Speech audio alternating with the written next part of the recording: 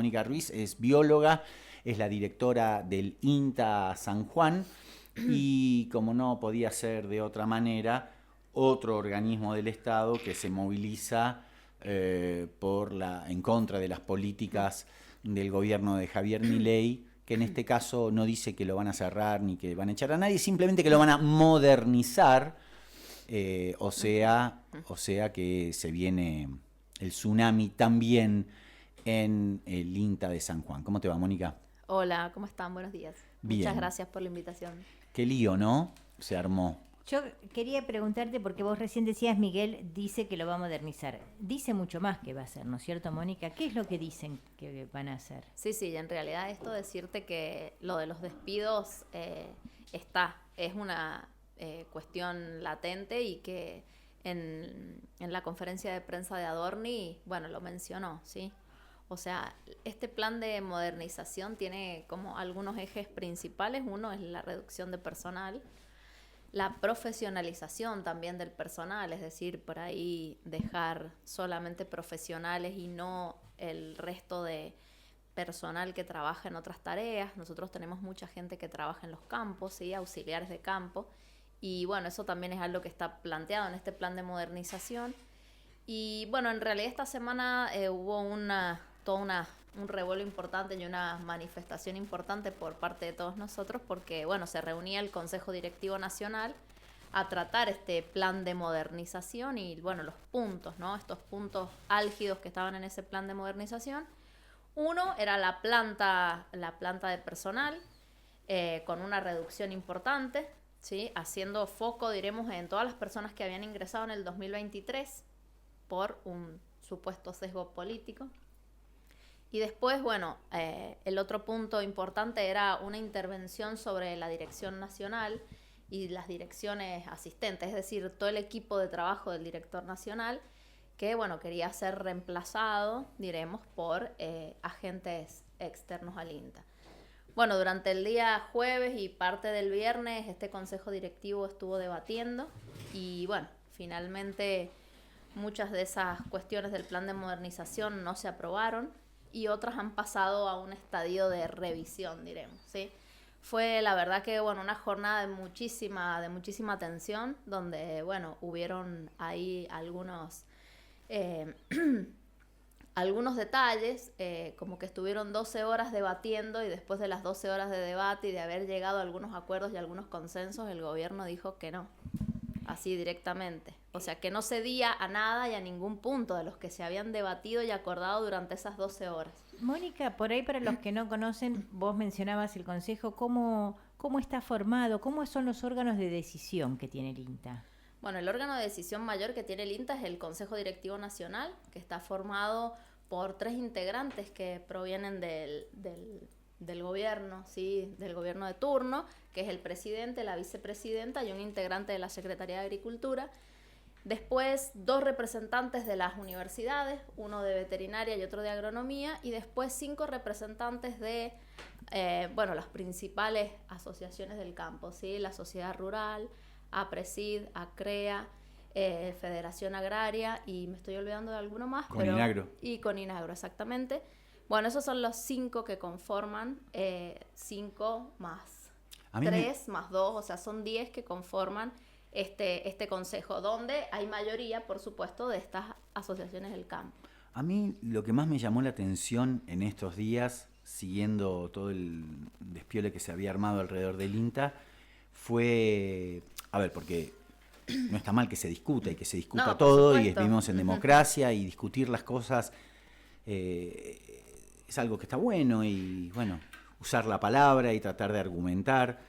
Ahora, algunos argumentos en boca del vocero presidencial, este pibe Adorni, me parecieron increíbles y digo, wow, ¿cómo se hace para discutir en esos términos, sí, ¿no? Porque uno de los argumentos que utilizó Adorni en la conferencia de prensa que normalmente da todos los días en Casa de Gobierno fue que, entre otras cosas, se había desvirtuado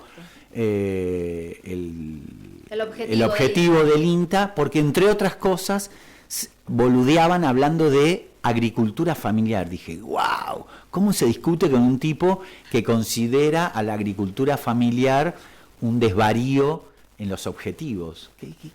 ¿Cómo se hace? Para no mandarlos a la mierda directamente y seguir hablando. Bueno, en realidad un poco lo que hemos hecho desde todos los lugares de la Argentina creo que es, bueno, responder a eso con argumentos sólidos, ¿no? O sea, en realidad la agricultura familiar para nosotros es súper, súper importante. Bueno, es la que nos provee alimentos. Todos los alimentos diarios provienen de la agricultura familiar. Frutas, verduras. 70% de lo que consumimos. Etcétera. Entonces, bueno, ¿cómo no va a ser eso un foco de trabajo para un organismo de ciencia y técnica dedicado a esto, ¿no? O sea, es como...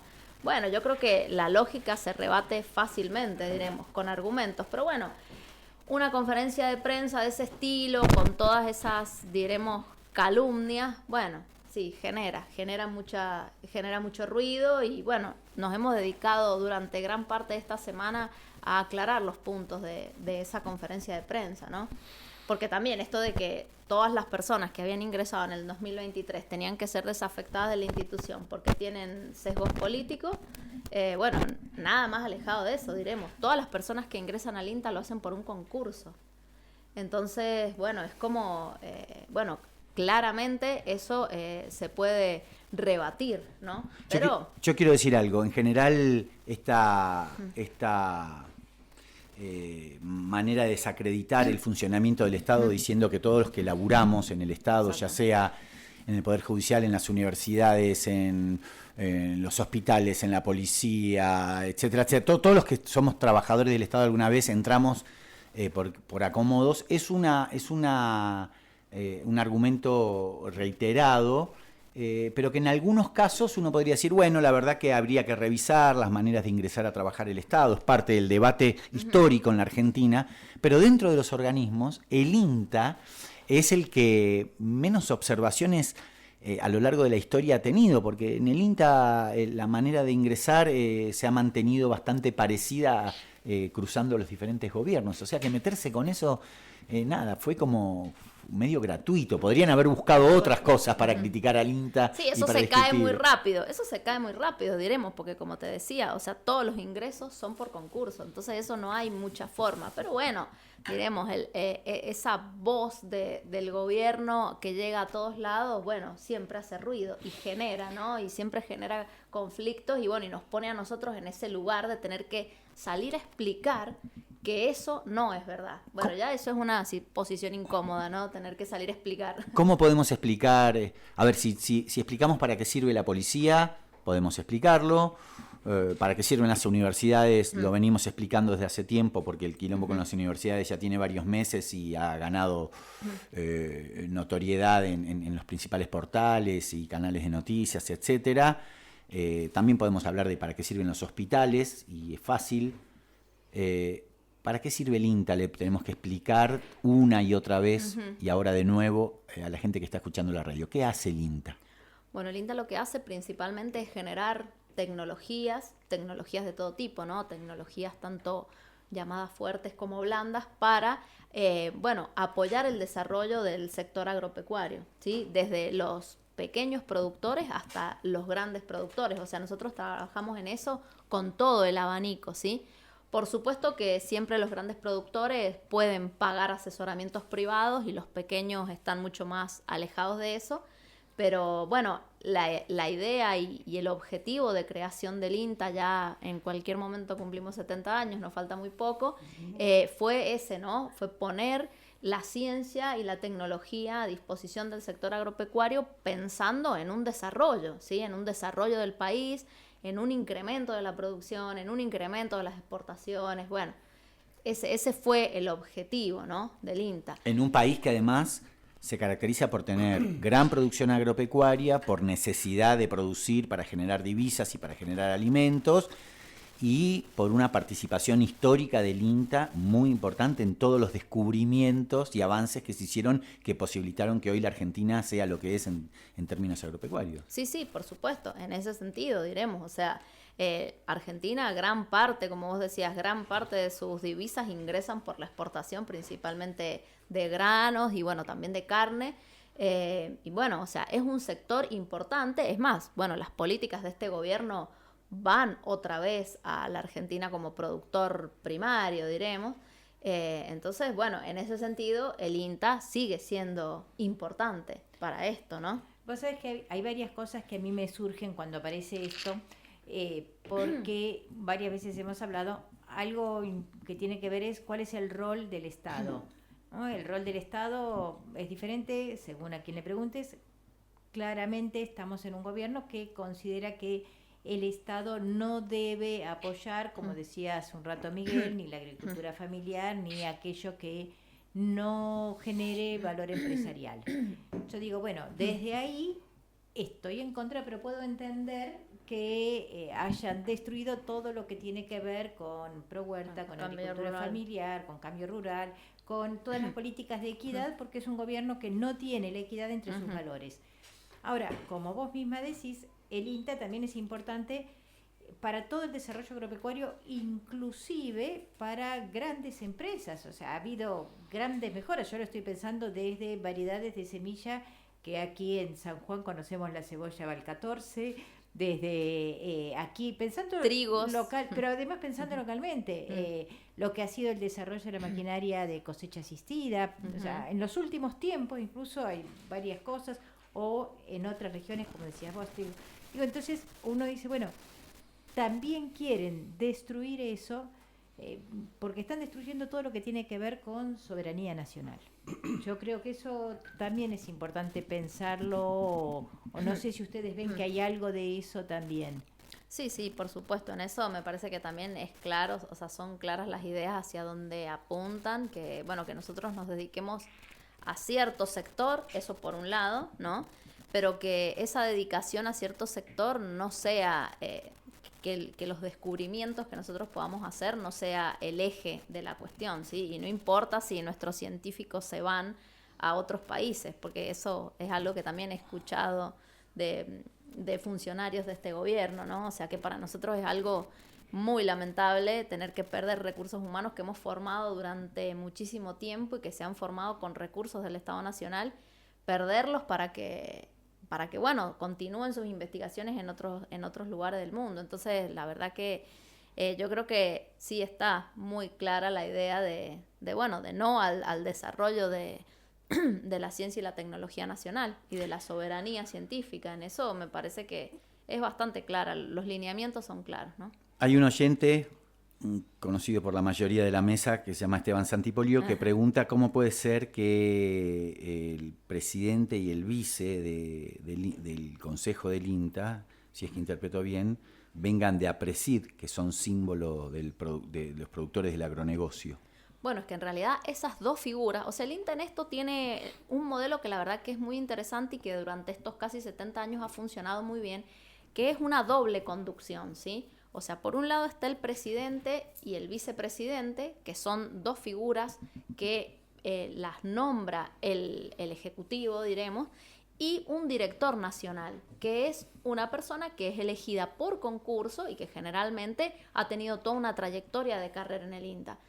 Bueno, estas dos figuras, diremos, la figura de carrera y la figura política, siempre han trabajado en conjunto, o sea, siempre ha sido un equipo de trabajo donde, bueno, se mantiene la trayectoria del INTA, diremos, por un lado, y los objetivos institucionales, pero se va conversando permanentemente con el gobierno y, bueno, llegando a acuerdos, ¿sí?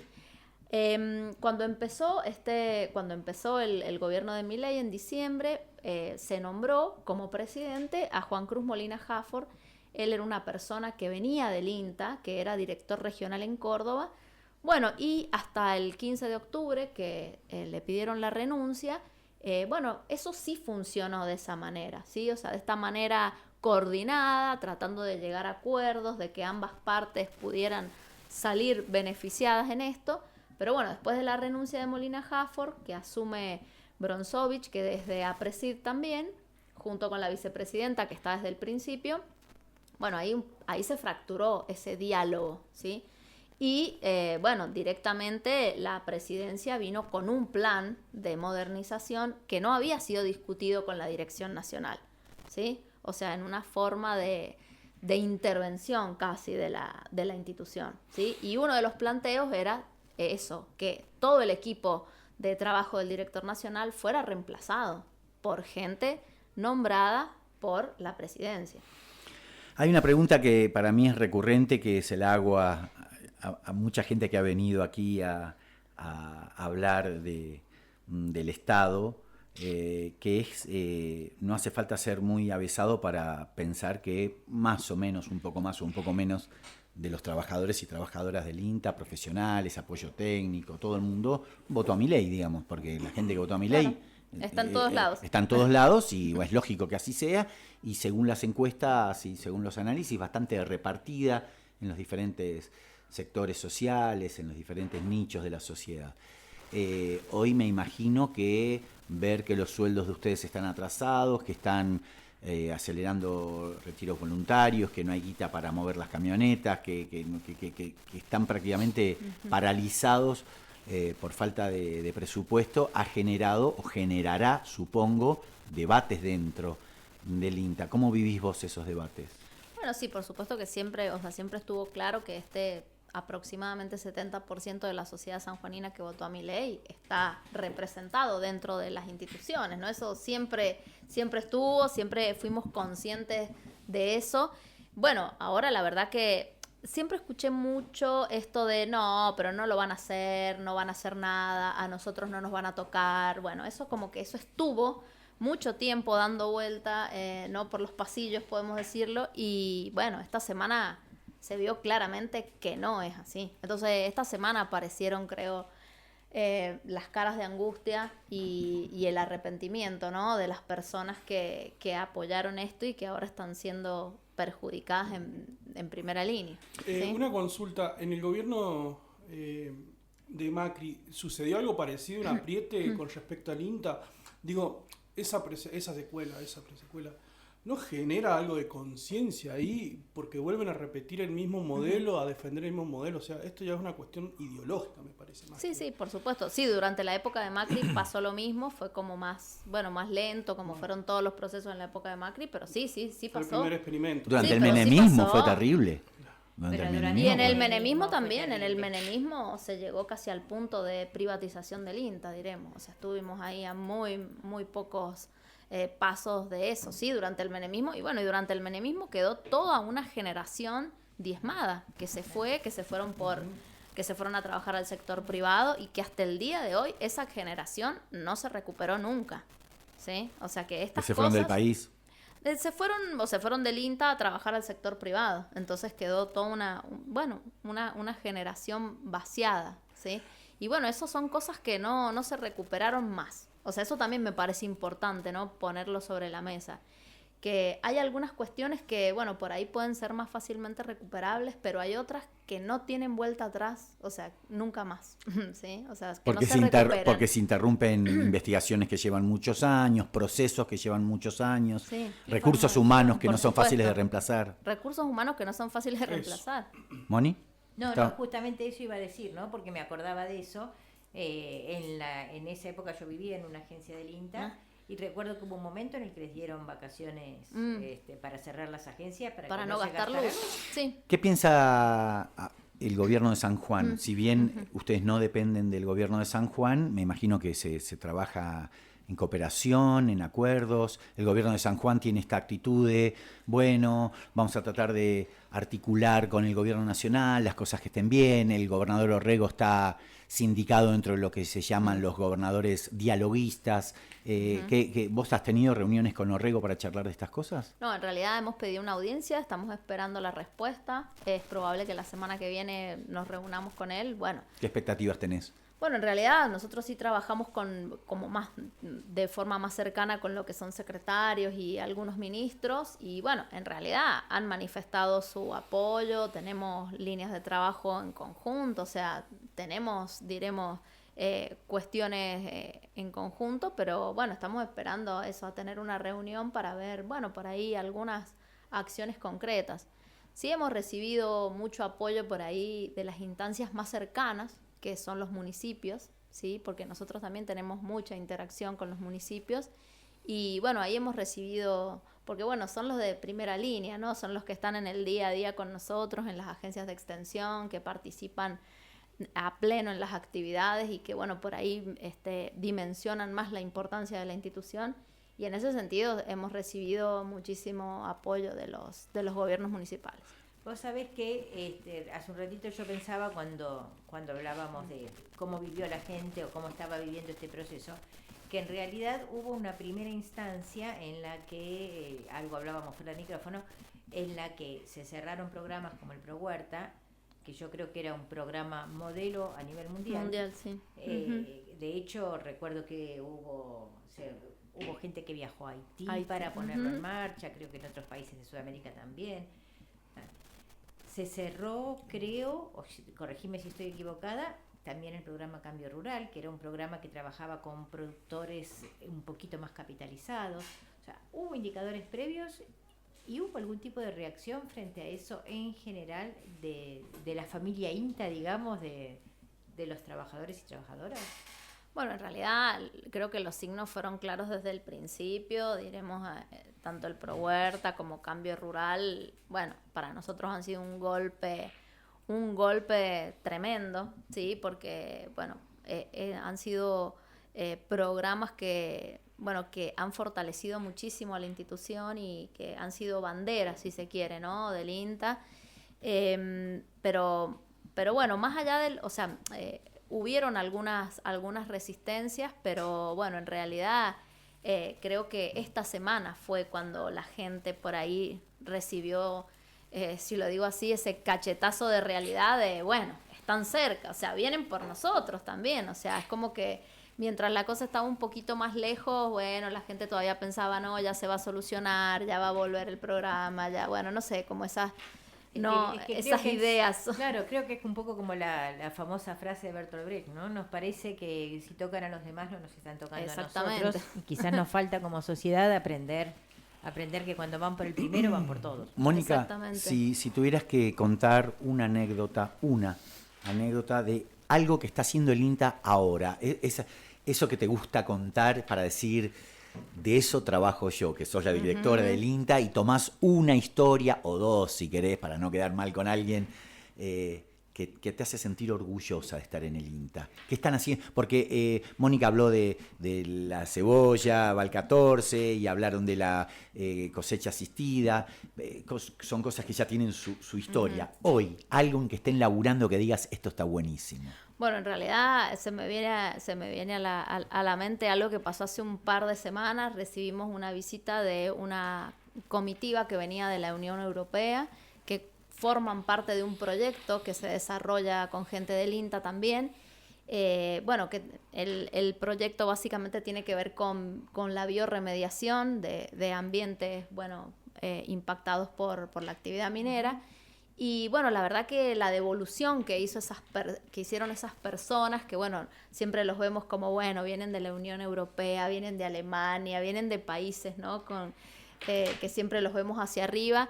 Y bueno, o sea, la devolución que hicieron esas personas del trabajo que hacemos nosotros acá en el INTA, la verdad que me puso muy, muy orgullosa. Ellos se fueron fascinados de lo que hacemos acá, del trabajo en equipo, de cómo había resultado esa visita que vinieron a hacer. Bueno, la verdad que eso me pareció impactante, ¿no? O sea, decir, bueno, nosotros, o sea, acá en San Juan tenemos una parcela que es igual que la que está en Alemania, y esta gente viene a verla y dice, la verdad que es lo mejor que están haciendo en todo el mundo. O sea, que tiene que ver con cómo se recauchutan, digamos, exacto, lugares que han sido impactados por la minería. Exactamente, sí. Bueno, esas cosas, o sea, decir, bueno, en realidad nuestros equipos de trabajo están a la altura de los equipos de trabajo de países que siempre vemos como, ¿no?, como ejemplos, ¿sí? Y la actividad a ver, y sigamos con la línea de me pongo en el gobierno. Bueno, pero eso lo tiene que hacer la actividad privada. ¿Por qué lo tenemos que pagar nosotros? Seguramente va a haber algún empresario que va a financiar eso. No, bueno, en realidad esto está financiado por un proyecto que se ganó a nivel internacional, sí, financiado justamente por la Unión Europea. O bueno, sea, entonces, ¿para qué quieren la guita del Estado? Ya digo, vamos a pelear. Bueno, claro, o sea, la guita del Estado viene porque esos equipos de trabajo que tenemos acá en San Juan están conformados por personas que tienen doctorados, que tienen postdoctorados, que o sea, sin el Estado no existiría. Y claro que no, o sea, que egresaron de una universidad pública, que después hicieron su formación de posgrado financiados por el CONICET y después trabajan en el INTA. Entonces, bueno, esa es un poco la progresión de esto. O sea, que llegamos a tener esos equipos de trabajo porque el Estado sostuvo todas esas instancias. Pero además, yo pienso en el ejemplo que diste recién, ¿no? Digo, y vos decís, ¿por qué una empresa privada? Porque tiene que ver con la mirada a futuro. O sea, justamente si estás hablando de bioremediación, estás diciendo, bueno, las empresas mineras o cualquier empresa que trabaja extrayendo recursos, es posible que no le importe qué pasa dentro de 20 años. A nosotros como país, sí nos importa qué pasa dentro de 20 años. Y sí nos importa que esos suelos luego se puedan aprovechar o se puedan utilizar para producir alimentos. Claramente, si el Estado no interviene ahí, y no se va a hacer. Se me ocurren un montón de preguntas más, pero tal vez para ir redondeando. Argumentar es importante, y vos argumentando fuiste, categórica, y tenemos amigos en común que trabajan en el INTA que tienen argumentos como los tuyos y en esa línea muy contundentes. Evidentemente la pelea o la disputa con el actual gobierno parecería que no es suficiente, ¿no? Porque uno argumenta y del otro lado lo que dice Serrano Mansilla, este tipo que yo admiro tanto, dice hay argumentos que adscriben al cualquier cosismo. O sea, tenés funcionarios que te dicen cualquier pelotudez, porque no hay otra forma de definirlo. Entonces, ¿cómo se sigue? ¿Cómo se sigue esta pelea? ¿Cómo se sigue la defensa del INTA, de la soberanía alimentaria, de la soberanía científica? ¿Cómo se sigue? Bueno, en realidad yo también tengo esa pregunta. Por ahí zozobramos, diremos. No siempre estamos íntegros y teniendo claro cómo se sigue. Para mí esta semana fue muy claro, o por lo menos pude verlo cómo se sigue, y cómo se sigue es poniendo límites, ¿sí? Poniendo límites a estos embates, diremos, y manteniéndonos en esta firme posición y convencidos de lo que hacemos y de lo que somos, ¿sí? Porque no podemos nosotros flaquear en la importancia que tiene nuestra institución. Creo que esta semana eso fue claro. Si la batalla es larga, puede que nos desgastemos mucho. Ese es uno de los problemas, porque bueno, hay que resistir, o sea, hay que no solo trabajar, sino estar en defensa, ¿sí? O sea, esta semana, la verdad que ha sido una semana muy, muy intensa.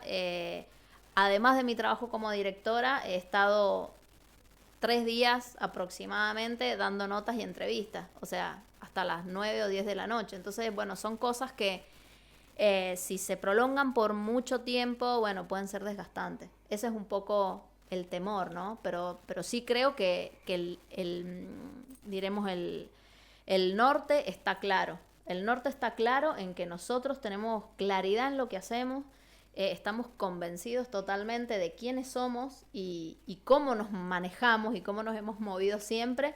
Y bueno, y eso es lo que tenemos que defender y donde tenemos que estar parados. Me parece que esa es la forma. Pero bueno, veremos cómo sigue esta batalla, porque va a ser larga. A mí se me ocurre la última, no sé si Matías y Mónica tienen alguna más, pero el gobierno nacional en general, cuando embate contra el Estado, al cual confiesan vienen a destruir, muchas veces, porque no son boludos, utiliza algunos argumentos que tienen que ver con debilidades propias del Estado o que cosas que no se hicieron del todo bien, y aprovechan para meternos ahí el dedito.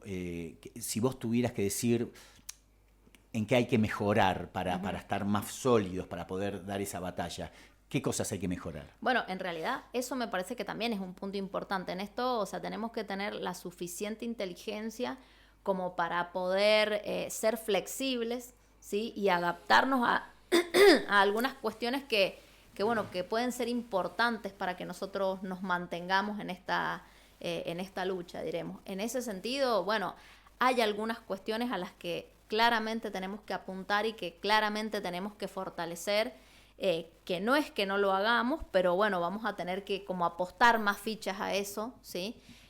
Bueno, en esto el vínculo con el sector privado es algo que en la conferencia de Adorni está presente también. Tenemos un gran vínculo con el sector privado, pero bueno, creo que vamos a tener que apostar más a eso. O sea, por lo menos en estas épocas que vienen, o sea, hay algunas acciones que sí tenemos que revisar o por ahí fortalecer, porque no es que no hagamos ciertas cosas, o sea, sí las hacemos, pero bueno, por ahí apuntar a algunos lugares como más estratégicamente, diremos. Con respecto a van a hablar con el gobernador de la provincia, con las autoridades de universidad, que es el segundo estado dentro del mismo estado. Se ha podido dialogar con respecto también a este tema, en generar actividades en conjunto, porque es la defensa también de los campos de desarrollo de esas profesiones que se forman en la universidad, por ejemplo. No solamente en la universidad, sino también los sectores de las escuelas técnicas que están con orientación agropecuaria o agrícola también. O sea, es como que hay una cadena que empieza desde muy joven hasta a la profesionalización máxima, que va a atravesar que atraviesa al INTA. Todo eso, hay una planificación de lucha para acumular fuerza para poder defender esto. Bueno, con respecto a la universidad, nosotros tenemos un vínculo muy fuerte, muy estrecho con la Universidad Nacional de San Juan. El jueves pasado hubo sesión del Consejo Superior y ahí presentamos una nota para tener el apoyo del Consejo Superior. Bueno, yo estuve en esa reunión y el apoyo fue unánime, sí, de todo el Consejo Superior y por supuesto poniendo en valor todas las acciones que tenemos en conjunto con la universidad, que son muchísimas, o sea, no solo la formación de estudiantes, sino muchas líneas de trabajo en conjunto. Bueno, y con respecto a las escuelas agrotécnicas, también diremos, tenemos un convenio con el Ministerio de Educación donde los alumnos hacen sus prácticas profesionalizantes en el INTA. Y bueno, esto que vos decías, o sea, si nosotros perdemos espacios, perdemos lugares donde los alumnos puedan hacer sus prácticas, no solo se va a ver resentido el INTA y el productor, sino que también toda esta secuencia lo va a hacer, ¿sí? Pero en ese sentido, con la universidad siempre hemos trabajado codo a codo y en esta lucha también, en eso estamos ahí, estamos juntos y la verdad que el apoyo fue eso, como les digo, fue unánime de todo el Consejo Superior y la verdad que en eso muy agradecidos, ¿no? Mónica, cuando vos hablaste hace un rato cómo está conformado el Consejo del INTA a nivel nacional y hablaste de las organizaciones que lo integran, todas las organizaciones del sector agropecuario que surgieron son las de productores medianos y grandes. No figura dentro del Consejo ninguna organización representativa de agricultura familiar o agricultura campesina. Y estas organizaciones justamente son en gran parte las que están de acuerdo con las modificaciones que propone el gobierno. ¿Vos pensás que fue algún error no haberlas incluido nunca como órganos de decisión? En realidad hubieron varias intenciones de modificar la conformación de ese Consejo Directivo Nacional del INTA, que está creado por ley, diremos, y su conformación está creada por ley, diremos, o está dispuesta por ley. Y durante el gobierno durante la Dirección Nacional de Héctor Espina, que fue durante los años de Macri, o sea, hubieron intenciones de incorporar, por ejemplo, al sector de la agricultura familiar en ese consejo, pero no se logró, diremos, no se consiguió esa modificación, ¿sí? Porque en realidad pensemos que esto fue creado en los años 50, donde por ahí habían muchas cuestiones que todavía ni siquiera aparecían en la escena, ¿no? Entonces sí, es importante o sería importante una modificación de ese consejo. Pero no ha sido posible hasta el momento. No es que no se haya planteado, sí se ha planteado, pero no han habido los acuerdos necesarios para modificarlo. Mónica Ruiz es bióloga, es la directora del INTA. El INTA está siendo duramente cuestionado por las políticas del gobierno nacional. Te agradecemos muchísimo haber estado hoy con La Lechuza. Vamos a subir esta nota a nuestras redes seguramente entre el lunes y martes para que la comunidad científica del INTA y además la comunidad sanjuanina, porque me parece que este es el punto, ¿no? La comunidad sanjuanina pueda tener una herramienta para saber de qué se trata el conflicto entre el gobierno nacional y el INTA. Gracias por haber venido a La Lechuza. No, por favor, muchísimas gracias por el espacio y estamos para defender al INTA, siempre.